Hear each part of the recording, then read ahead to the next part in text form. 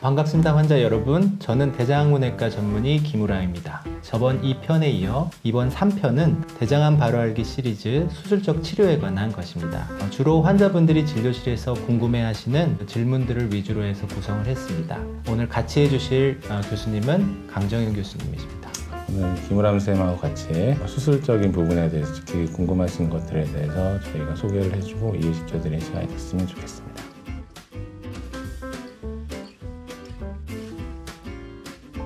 대장암 초기인 경우 내시경으로 절제하고 싶으신 분들이 많으실 것 같아요. 내시경적인 절제가 예전에 비해서 기술이 상당히 발달이 됐기 때문에 점점 증가하는 양상인 것 같습니다. 내시경적 절제가 가능한지 여부는 제일 중요한 거는 이제 내시경 검사를 했을 때 보이는 형태가 사실 중요할 것 같습니다. 그래서 그 형태를 보고 저희도 바로 수술을 시행하지 않고 대장 내시경적 절제술을 한번 시도해 볼 수 있는지를 고민을 당연히 하게 되고, 그런 고민을 저만 하는 게 아니라 이제 내시경적 절제를 담당하는 교수님들과 함께 하고 있습니다. 그렇지만 이게 모든 분들한테 다 해당되는 건 아니고, 우선은 암이란 게 대장 점막에서 이제 시작을 하는데 점막에서 아래쪽으로 이제 파고 들어가겠죠. 그러면 아무래도 초기에는 파고 들어가는 정도가 많지 않았다가 시간이 가면서 점점 깊게 파고들 거로 생각을 하시면 좋을 것 같은데, 좀 많이 파고들면 들수록 위험성이 올라간다, 수술이 필요할 가능성이 높아진다, 일단 이렇게 생각을 하시면 좋을 것 같고, 이제 조직학적 검사를 고위험성이 있을 거다라고 예측이 되는 인자들이 한 두세 가지가 추가로 더 있습니다. 내시경적 절제를 시행하고 나서도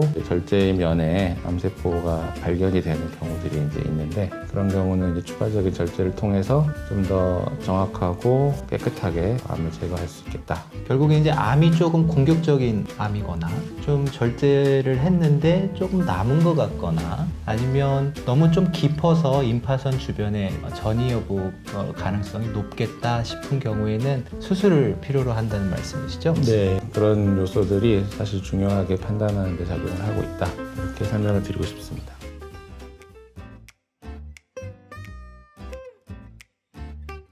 그러니까 우리가 수술을 받아야 된다라고 말씀을 들으면 내가 좀 안 좋으니까 걱정을 많이 하실 것 같은데, 어떻게 설명해 주실 수 있을까요? 환자분들이 진료실에 오시면 대장암 수술을 해야 되는데 얼마나 살 수 있을까요? 라고 먼저 물어보세요. 그럴 때 제가 말씀드리는 거는, 대장암을 수술을 합시다 라고 하는 거는 당신은 완치될 가능성이 높은 분입니다 라는 것과 동일하다고 생각을 하시면 된다고 말씀을 드리게 됩니다. 물론 초기 대장암이어서 내시경으로 다 절제를 해서 수술까지 오시지 않는 분들이 가장 이상적이겠지만, 수술을 하시는 경우라 하더라도 대장암 1기의 경우에는 98%에서 99% 정도 완치가 되고, 2기의 경우에는 90%에서 95% 정도 완치가 됩니다. 임파선 전이가 된 3기라 하더라도 항암과 수술을 병행을 할 경우에는 75% 정도 전후로 완치가 되기 때문에, 우리가 수술을 할 수 있는 그 상태, 즉 1기에서 3기의 암 같은 경우에는 적어도 4명 중에 3명은 완치가 될 수 있기 때문에, 환자분들이 수술을 할 수 있다라고 하는 분들은 완치의 가능성이 상당히 높다라고 이해하시면 될 것 같고요.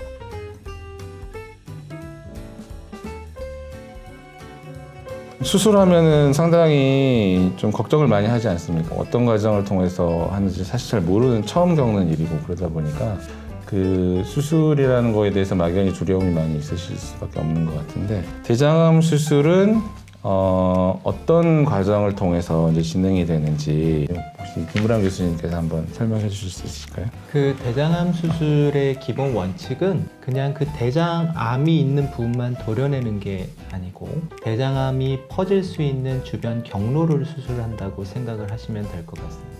그래서 임파선길이나 혈관을 따라서 저희가 절제를 해서 배 안에 퍼질 수 있는 길을 수술하기 때문에 대장암의 위치에 따라서 절제되는 길이가 달라집니다. 일반적으로 대장과 직장을 포함해서 1.5m 정도 되는 원통형의 구조인데, 그거를 먹여 살리는 장관막이라는 구조가 있습니다. 저희가 수술을 할 때는 대장과 장관막을 포함해서 수술을 진행을 하게 되고, 대장암이 퍼질 수 있는 경로에 있는 혈관을 결찰을 하게 되면 그 부분이 색깔이 변하게 되는데, 그 부위까지 절제를 하다 보니까 환자분들마다 잘려지는 길이가 다르게 되고 그거에 따른 기능 손상도 같이 오게 되는 것 같습니다.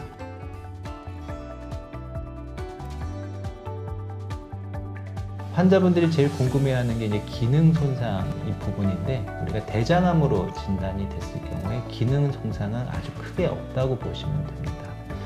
대변 습관의 변화가 살짝 생길 수 있겠지만 시간이 지날수록 환자분의 대변 습관이 정상으로 돌아오는 경우가 대부분이고, 직장암의 경우에는 여러 가지 변 습관이라든지 화장실에 가는 횟수라든지 이런 것들이 너무나 좀 천차만별로 차이가 많이 생기게 되고, 가끔 가다가 변실금을 또 호소하시는 분들도 생기게 됩니다. 그러다 보니까 직장암 하면 나 이제 이 항문을 살릴 수 있을지 없을지 환자분들이 제일 궁금해 하시는데, 저희가 요즘에 기술이 발달돼서 요즘에 미세침습 수술을 많이 하다 보니까 상부랑 중부 직장암 같은 경우에는 대개는 이제 항문 괄약근을 살리는 수술을 진행할 수가, 요즘에 항암이랑 방사선 치료를 병행을 해서 가능한 한 항문 괄약근의 기능을 보존하는 수술을 하려고 노력을 하고 있습니다. 기능적인 부분이 물론 안 중요한 건 아니지만, 우리가 이제 기능을 살리기 위해서 무리하게 없애야 될 거를 남긴다거나 그렇게 하면 안 되는 것 같고, 기능을 조금 손해를 보는 한이 있더라도 대장암 치료 목적으로 제거가 돼야 될 부분은 확실하게 제거를 하는 게 환자분들한테 더 좋은 어떤 이득을 얻는 거다라고 우리가 생각을 하고 있다. 그렇게 이해를 해주시면 좋을 것 같습니다.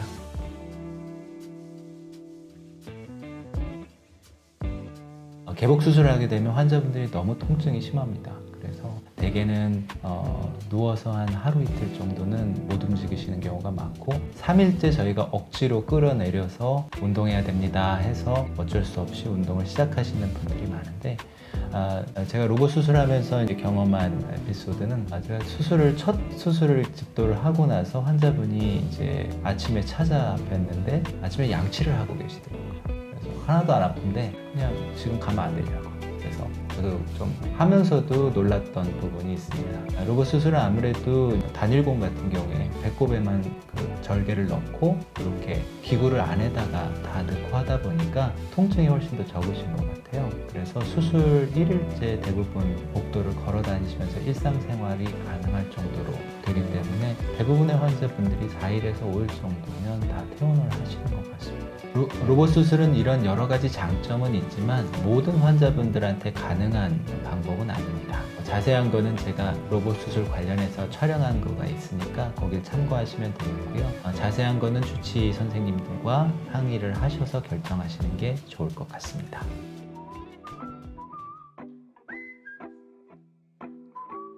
조금이나마 이제 환자분들한테 좀 도움이 될 수 있는 방법들을 또 연구하는 게 저희 같이 대학병원에서 이제 일하는 사람들의 중요한 임무라고 생각이 되는데요. 혹시 그런 측면에서 우리 김유람 교수님께서 어떤 본인 수술이나 이런 거에 좀 도입하고 계신 그런 원칙이나 새로운 방법들 혹시 있으시면 소개해 주시면 큰 도움이 될 것 같습니다. 저의 경우에는 이제 최소 침습 수술에 관심이 많다 보니까 환자분들에게 통증이 적고 회복이 빠르고 합병증이 적은 수술을 가능한 하려고 노력을 하고 있습니다. 그 와중에 이제 SP라고 하는 단일공 로봇 수술은 제가 생각하기에는 모든 환자분들이 이 수술을 받았으면 좋겠다고 할 정도로 상처도 적고 회복도 빠르기 때문에, 직장암의 경우에도 마찬가지로 로봇 수술은 괄약근 기능을 가능한 살리고 최적의 치료를 할 수 있는 방법이라고 생각을 합니다. 제가 참여하고 있는 연구 중에 다관절 복강경 기구를 이용한 것이 이제 로봇이랑 차이가 비용 면이나 아니면은 수술 성적 면이나 차이가 있는지 다기관 연구를 좀 진행을 하고 있는데, 그 결과가 잘 나오게 되면 아직 로봇을 실비로 할 수 없는 분들에게도 비용적으로 조금 가능하면서도 수술까지 비슷한 결과를 나타낼 수 있는 그런 수술을 할 수 있을 거라고 기대를 하고요. 그 외에도 4기 대장암 수술, 특히나 치료가 어렵다고 하는 복막전이 환자의 치료에 있어서 하이팩 수술 같은 고난이도 수술을 관심을 많이 갖고 있고, 최근에도 제가 항암을 오래 받은 환자분들도 결국에는 이제 쓸 약이 없는 환자분들도 하이팩이나 이 종양 감축술로 효과가 있는지에 대한 논문을 낸 적이 있는데 다행히도 이제 항암만을 받는 환자분들보다 항암을 받고 나서 추가로 종양 감축술과 하이팩을 한 환자분들이 생존율이 더 길게 나온 결과를 보고한 적이 있어서 일단 고무적이라고 생각을 하고 있고 앞으로도 이 4기 대장암 치료가 어렵다고 하는 난치성 대장암 환자분들도 더 적극적으로 또 아닌 다른 치료 방법을 개발하기 위해서 노력을 할 예정입니다. 감사합니다.